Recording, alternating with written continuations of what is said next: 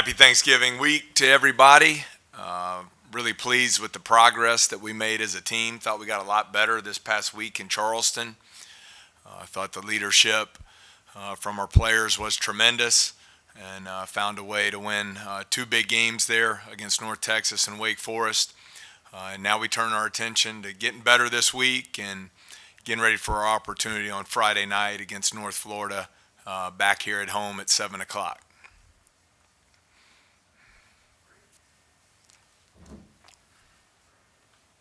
Hey, Coach. Y'all played three really close games in the Classic. The first game obviously didn't go your way, but in the last two games, do you think was there something schematically y'all did different, or do you think they just executed better down the stretch? No, I think tremendous credit to our players. Thought they really executed at a high level. Both games were a little different. The North Texas ending, I thought we really got a lot done on the defensive side of the ball coming down the stretch. Strung together a lot of stops. We held them to 22% shooting there in the second half, which was huge for us. And then the Wake Forest game, you learned a lot. We had opportunities to put the game away. Unfortunately, we were unable to do so. But then in the overtime period, was just thrilled with our response after leading for essentially 41 minutes to go down by two, and then respond the way they did down the stretch. Tyrell Ward hit a huge three. We got stops. Really did a much better job defending the three-point line Sunday in the second half. It's an area we really need to improve as a team.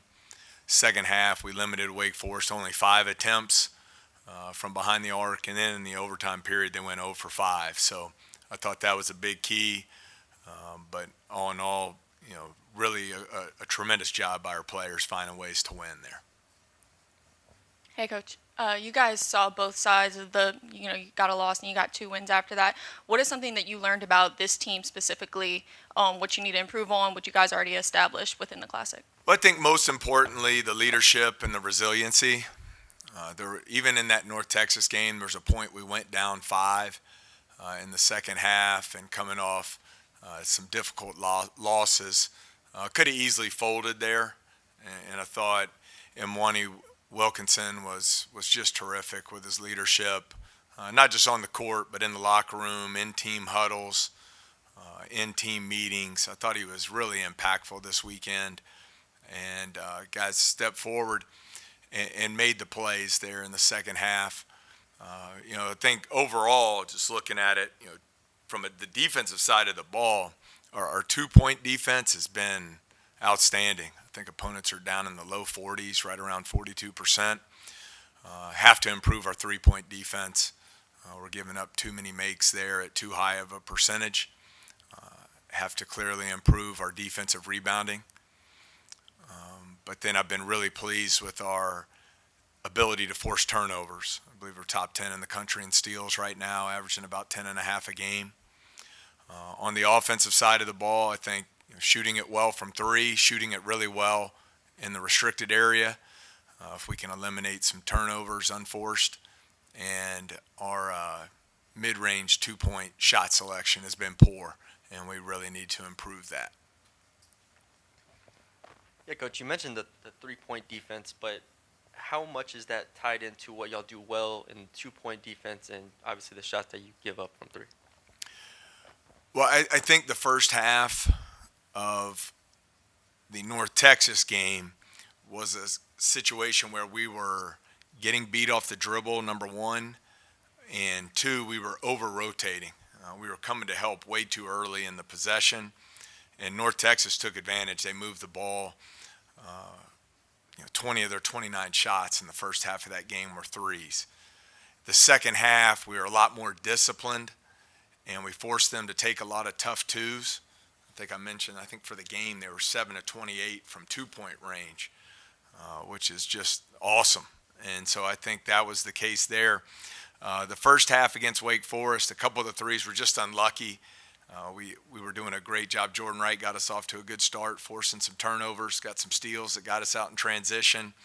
A couple loose ball situations there in the first half that Wake Forest was able to recover, and it led to some open threes.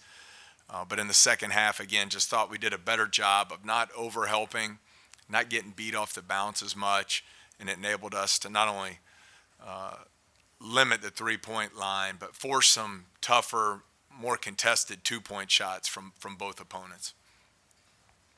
Hey, Coach. You had two tough losses against Nichols and Dayton, and then come back and win two in a row right after those games. What were some things you maybe told the team, and how maybe they changed their mindset through those two games? Yeah, I thought our guys had a great week of preparation going into the tournament. Worked extremely hard. I thought the focus and attention to detail really good. And I thought we played our tail off all weekend long in the tournament. The Dayton game we played 32 good minutes. Unfortunately, 8 bad minutes on both sides of the basketball ended up costing us that opportunity there.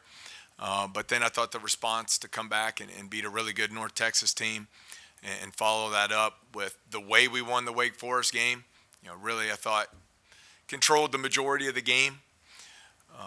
And then you see it so often, where you don't finish a game like that because of missed free throws down the stretch, and the other team takes the momentum into the overtime period and you lose the game. And I thought our guys just really came together, executed at a high level in the overtime period on both sides of the ball. Some plays that really stood out. 1-point game, they double team Will Baker in the post. Jalen Reed makes a great cut down the middle of the lane, and Will delivers the pass, and we finish to go up 3 there with 43 seconds to go. Then we get a defensive stop. Tyrell Ward's block there late in the game, and really just came up with those defensive rebounds that we really needed.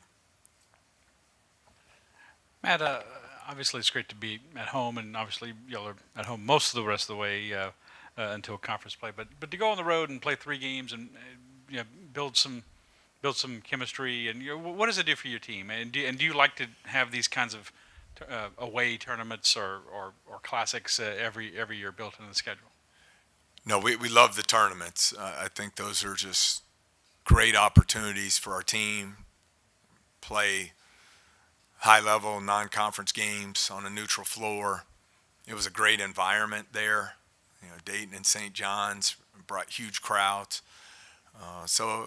And they're good teams you're playing against. So we got in a lot of different situations over the course of those 3 games. Some where we executed really well, some where there's room for improvement, and so we have to continue to get better there.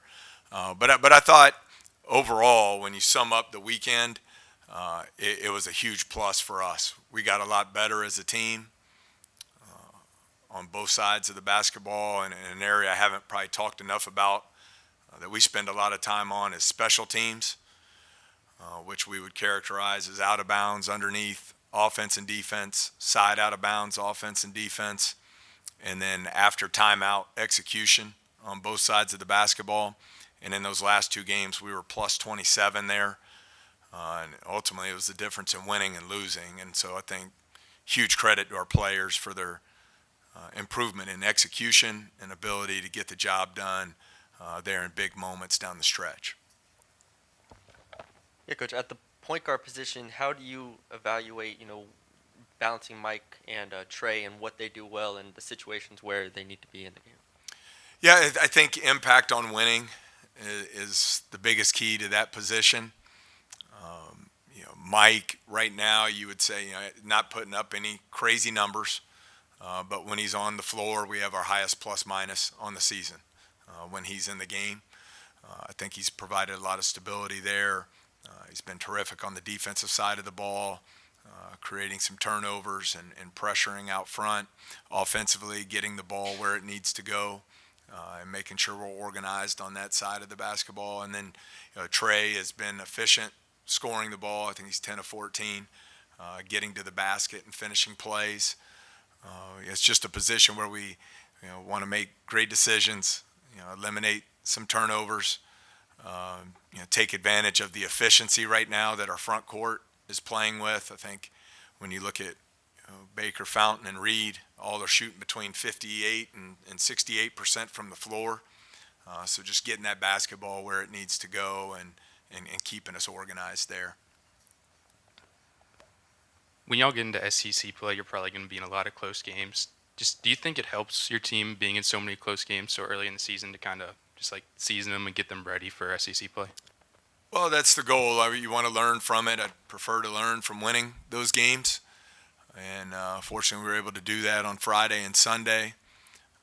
But I think it is a really long season. I mean, we've played about 15% of our games. Still got a long way to go. So all these different scenarios that we end up in, I think, are great teaching opportunities. As I mentioned, I'd prefer to learn on the winning side of it. But all in all, I think we've shown a lot of improvement and gotten better. And the tournament was great for us. I'd love to be sitting here, having gone 3-0 there, but most importantly, we got a lot better.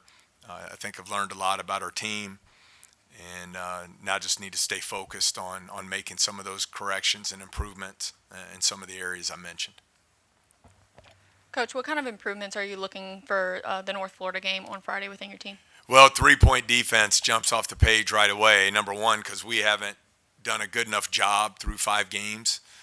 And number two, because North Florida's about plus 24 in their games from the three-point line. They make around 11 a game at about 35%, and they really do a good job running teams off the three-point line. Their opponents are only making 3 threes a game, only shooting around 13 a game, which is an incredibly low number in today's college basketball. Defensive rebounding, we know they're going to shoot a lot of threes. So some of those long rebounds have given us trouble here early in the season. We want to see improvement there. And then just on the offensive end, just continuing to be more and more efficient. And I think the way we do that is eliminate some of these unforced turnovers that we've had and some of these contested 17 to 19-foot jump shots that have had a really low return on investment for us to this point. Hey, Coach, what are you guys doing to kind of stretch out those leads when you have it and keep the momentum in the games to come? Do you think it can be like, is it spacing? Is it just not enough conditioning yet for you guys to kind of get that stretch? No, I don't think it's a conditioning issue. I think part of it's credit to the other team. You know, they're trying to win too, and they're fighting like crazy in these games. But I think spacing's a good point that you make. I think improving our screening. But if you look at some of the runs, the 8 and 10-0 runs that we've given up a couple of, usually you can point back to some unforced turnovers in those situations, which then puts your defense in a bad position. And shot selection, I think there can be some improvement there. And then I think most teams are this way, and I think we'll continue to improve here. But when things don't necessarily go the way you'd like on the offensive end, it can't negatively impact your discipline and commitment to the defensive side of the ball.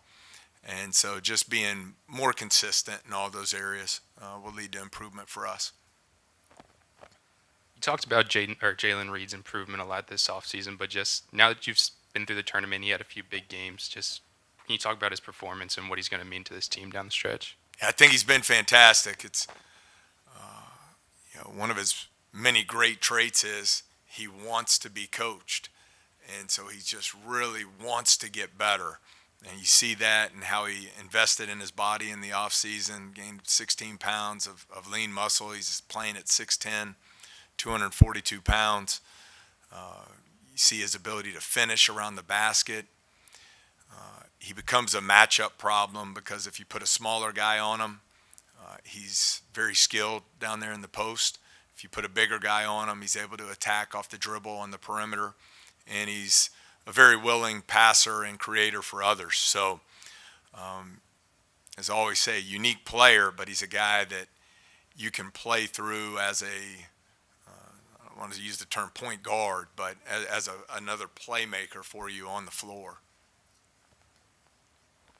At this point in the season, how much are you looking to hone in on a starting five or a rotation, and how much are you looking to still experiment and try to find, this guy's a defensive stopper, this combination works best?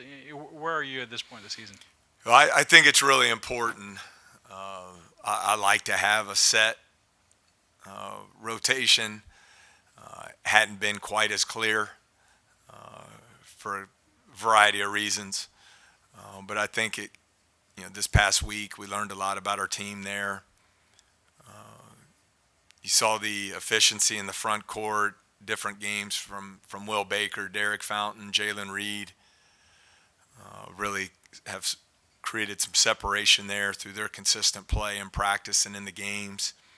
And then on the perimeter overall, just working on that consistency, offensive efficiency, ability to guard on the defensive side. We'll keep getting better there. But I would say 5 games in, we're not at a set point, and that'll continue to evolve here as we go through the preseason, or the non-conference, I should say.